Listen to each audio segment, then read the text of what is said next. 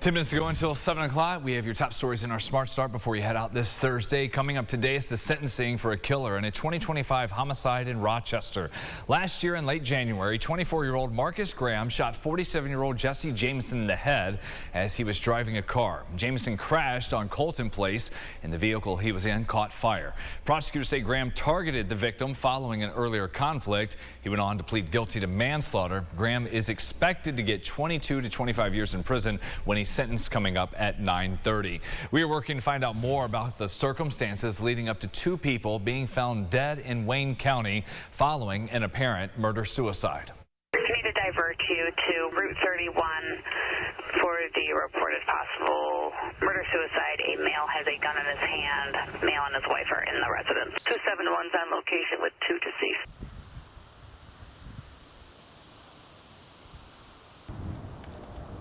Investigators arrived at the home in Galen off 31 around 11:45 in the morning yesterday. There they found the bodies of a woman and a man inside, both shot. The sheriff says at this point he's not able to publicly confirm the relationship between the two.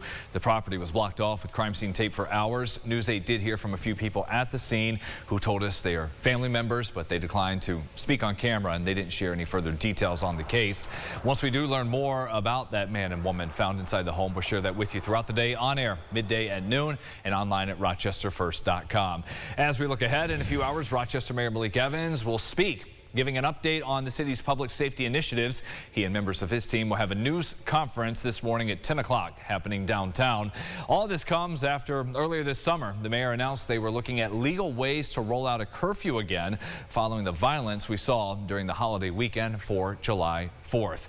Right now, there is a major road improvement project happening on Bay Road in Webster near 104. If you need to drive through there, you might be a little inconvenienced by the whole thing until it's done. Ron Spitzer heard from people who live nearby and also work there about if they think all of this will make a difference. She's live now. Aran.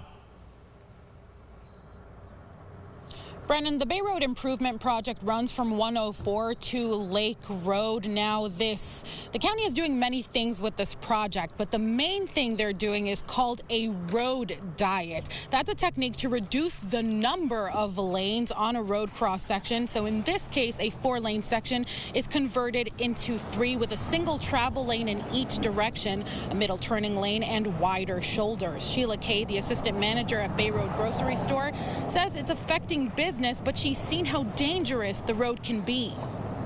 While it's going on and things are blocked off, there's people that are choosing not to come in, go somewhere else or whatever, but they'll come back. They're all regulars that come here, so we're not too worried. We've had people pulling out and front ends taken off. I mean, it's all the time. And even for us to get out, I mean, you know, it's hard because we're a small store, but we have employees that have to come in and out.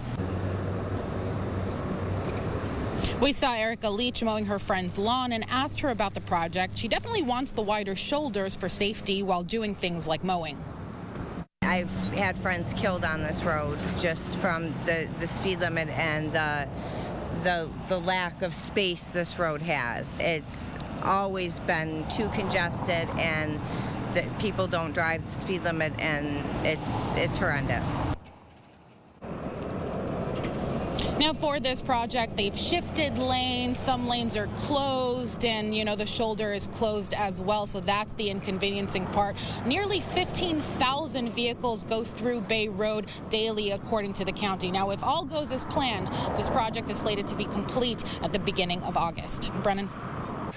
Aran, thank you. Your sunrise traffic elsewhere, we know that work's going on. Still have everything with Browncroft Boulevard on the east side of 590 and also Monroe and 490. In terms of issues here this morning, there is an accident reported South Goodman Street, the overpass there at 490 with police and AMR on scene. We're reaching out to RPD to get some more information on that, and we'll share that with you once we do hear from responding officers.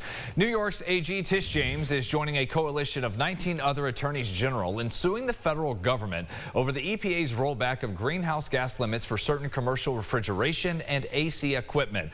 The lawsuit argues the changes violate the American Innovation and Manufacturing Act of 2020 by delaying requirements to phase out hydrofluorocarbons, potent greenhouse gases. The coalition says the new rule increases pollution, disrupts businesses that already invested in cleaner technology, and unlawfully weakens the EPA's tech transitions rule. The case was filed under the Court of Appeals for the D.C. Circuit. In some more local business updates, after so many families went through storm damage, fallen trees, landscaping problems, and destroyed bird feeders and the strong winds and heavy rain going back to Saturday, Country Max is offering special discounts. The stores in Farmington, Fairport, Palmyra, and Seneca Falls offering half off all trees and shrubs and one free replacement bird feeder up to a value of $30 through Sunday if you want to swing by and see if there's something for you. Coming up today, Hochstein at High Falls performing is A Girl Named Jenny. Free for all, an effort to pair local talent with a vibrant urban atmosphere. The hope for this series, organizers say, is to inspire the next generation of musicians. All of this starts a little after noon at Granite Mills Park, and zero issues at all for anything outside today. Looks lovely out there. I think a hoodie and shorts, very popular outfit around here, and I think that would be a good one for you today. Tomorrow we'll bring temperatures up just a little bit, 80s there, and then you see the overnight lows coming up as well, back into the 60s. Best chance for showers not really going to be until Sunday and then early next week, so nice to see that. Only wrinkle here is a little bit of a haze, some light wildfire smoke overhead.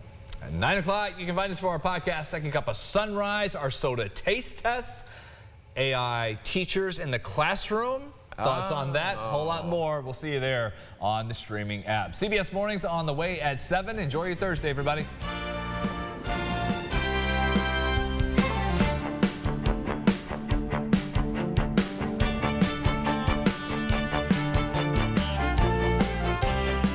Follow News 8 wherever you are on RochesterFirst.com, Facebook, X, and on our app for news and weather.